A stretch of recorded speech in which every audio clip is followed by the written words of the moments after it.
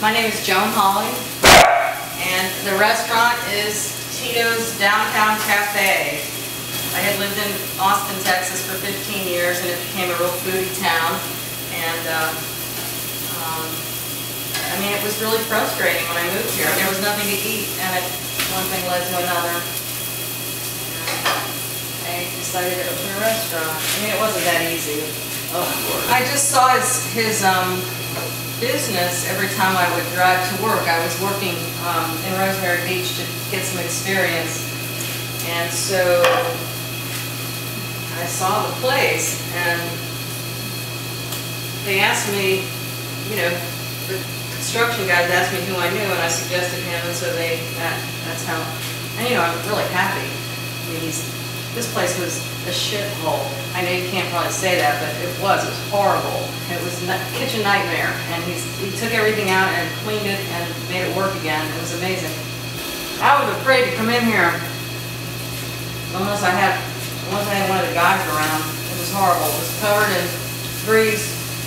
It took 3 guys to pull the meat slicer off the table. It was adhered to, and it was bad. And Mark, you know, he was just real straight with me. I mean, it was great to talk to someone who, you know, didn't treat me like I'm an idiot. He just explained to me how it was, and then he, it's really good. Can I try one? Oh, come. It was great. What can I say? It was a great experience.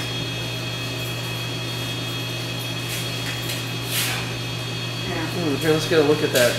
Nice.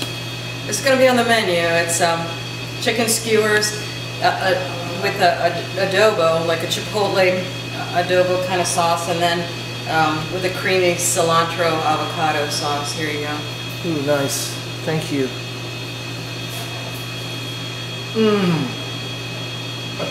Okay, so you came here on the initial meeting where all the men were coming, to all the electricians, the plumbers, the floor guys, you know, everybody. And I mean, they couldn't really give an exact quote because everything was just buried under so much grease. It was just, so he asked for $2,500 to start, and he hauled everything away, and he estimated it would cost between $10,000 and $18,000 to have the whole thing done, and we're well below that. I can't ever remember like having someone come in under budget ever in my life. So, I'm not that experienced in the restaurant world. That's the other thing. It's really nice to have people, you know, who work so well that someone, like if they tell you, hey, you need to do this because this is going, it's just nice to go, it's nice to know that and not have to worry if you're getting screwed. And yes, he got everything, you know, he does what he says he's going to do. Or if I have a problem with my stuff, I mean, you know, I know that Mark's the kind of guy that I can say, hey man, you know, this is broken. And I know I can trust him to either help me out. I know he'll either bring me something and let me use it, or hey, here. All right, just give me your name. Brian Lee. Okay, and so I hold my drink? Or? Yeah, you can hold your drink. Brian Lee. Awesome, and just tell me what you think of Mark and the job he did for Joan, and your impression of. Actually, Mark did an incredible job. He's worked with us very well. I mean, he took some equipment that we didn't know was actually going to be functioning after we saw it the first time, and restored it.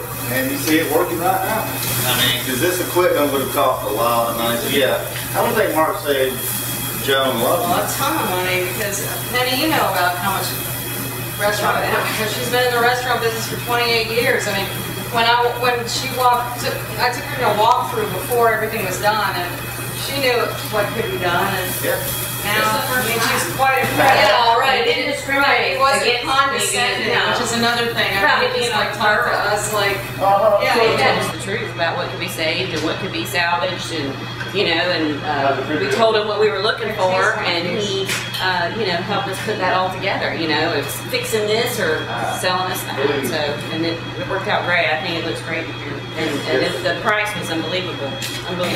I looked at the place and thought Gordon Ramsay would run out of here kicking and screaming. You know, I'm not doing it. It would take somebody like Mark to tackle this, and he did it. You know, it's great. He did it, and I think a person like him would be the only one that could do it.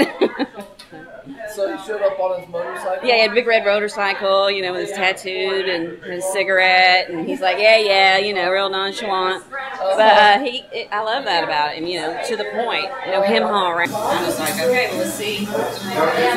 Yeah. And he did great. I was so happy because he's a good. Great, so he's going to be your go-to guy now? Oh, yeah, absolutely. That's what we needed for him.